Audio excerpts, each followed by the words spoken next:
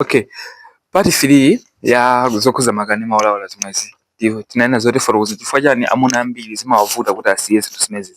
So let's be real ababa, chifukwa chani amuna ambiri zimawavuta kuti asiye zimezi, and the answer is simple. It's easy, it's private, and it's addictive.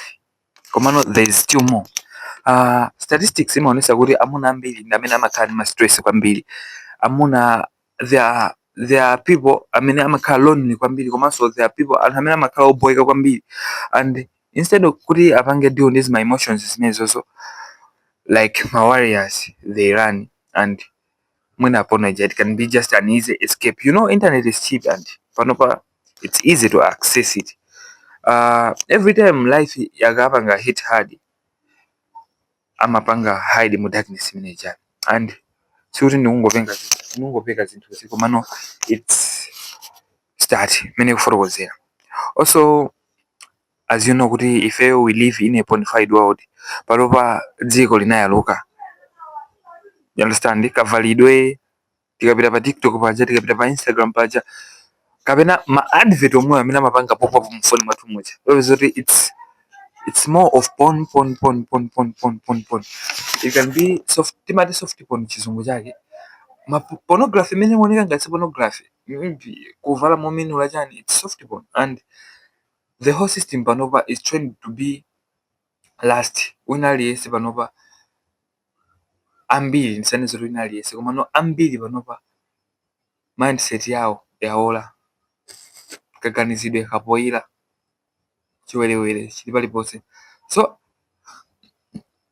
zimangokupanga trend zimene zijazo, ukagwira phone yako sumaganizira, ukupita pa TikTok Chrome ikubweresa zake, ukupita pa chani Chrome ikubweresa zake. So unless you fight back, you will stay a victim forever.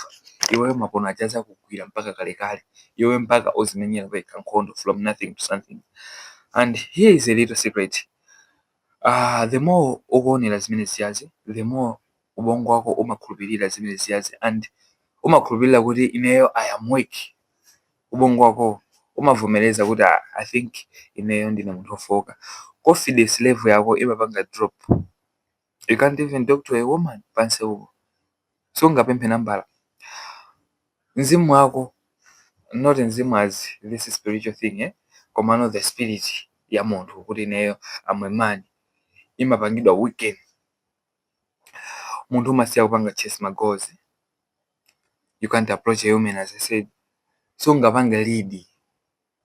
Why? Because your brain yapangidwa training kuti you are weak and you know nothing. Bongo wako mazazo kuti munthu ineyo it's easy to fall muzilako lako, so you can't be dominant pakulu, umakhala watsikilata. So why do most men fail to quit? The answer is simple, because most of the time they are alone, no plan, no brotherhood, no purpose, and you can't beat it into easy if you keeping yourself in the darkness. If you want to be unstoppable, you must destroy the thing that is keeping you disturbed, and that is porn. In the next video, was the link between weakness, momoyo, ndi mabono.